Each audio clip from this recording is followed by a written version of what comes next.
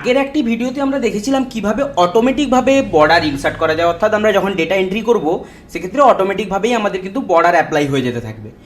আজকে আমরা জানবো যে আমাদের এখানে যদি আমরা দেখি যে টেবিলটা দেওয়া রয়েছে সিরিয়াল নাম্বার, স্টুডেন্ট নেম এবং মার্কস, আমরা জাস্ট স্টুডেন্ট নেম এন্ট্রি করব বা কোনো নাম এন্ট্রি করব, অটোমেটিকভাবেই আমাদের কি হবে, এখানে সিরিয়াল নাম্বার চলে আসবে। তো সেই প্রসেসটি করার জন্য আগে প্রথমত আমরা চেক করে নিচ্ছি এক্ষেত্রে আসছে না। তো আসার জন্য আমাদের প্রথমত যে ফাংশনটি অ্যাপ্লাই করতে হবে, এখানে ইফ ফাংশনের ব্যবহার করতে হবে।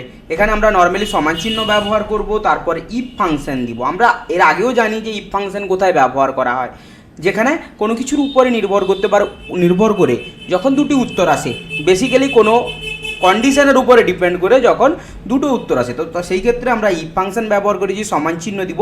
ফাংশনটি বা কন্ডিশনটা কী হবে, যে আমাদের এই যে স্টুডেন্ট নেমের ঘরে যদি কোনো টেক্সট থাকে তাহলে ইকুয়াল আমরা ডবল ইনভাইটেড কমার মধ্যে ব্ল্যাঙ্ক রাখবো, অর্থাৎ কোনো কিছুই যখন থাকবে না তখন কী হবে, অর্থাৎ আমরা এখানে ক্যালকুলেশনটাকে উল্টে নিচ্ছি, অর্থাৎ আমাদের এখানে ব্ল্যাঙ্ক রয়েছে তখন ট্রু ভ্যালুটা ব্ল্যাঙ্ক হবে, অর্থাৎ ডবল কোটেশন সিম্বল ব্যবহার করব, এরপর কমা দিব।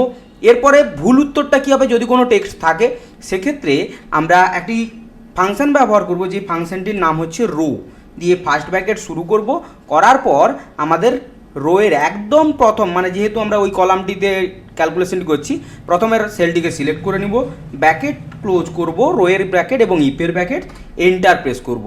আপনারা বলবেন এক্ষেত্রে ব্ল্যাঙ্ক এসছে। আমরা যদি দেখে নিই, অটোমেটিকভাবে কোনো একজন স্টুডেন্টের নাম যখন আমরা লিখব, নাম লেখার সঙ্গে সঙ্গে এন্টার প্রেস করে দেওয়ার সঙ্গে সঙ্গে এখানে সিরিয়াল নাম্বার চলে এসছে, এবং এখানে আমরা ফিল ডাউনের মাধ্যমে পুরো টেবিলটাকে সাজিয়ে নিব, এবং যেখানে যেখানে আমরা টেক্সট লিখতে থাকবো অটোমেটিক ওই পোর্শনের সিরিয়াল নাম্বার এন্টার হয়ে যেতে থাকবে।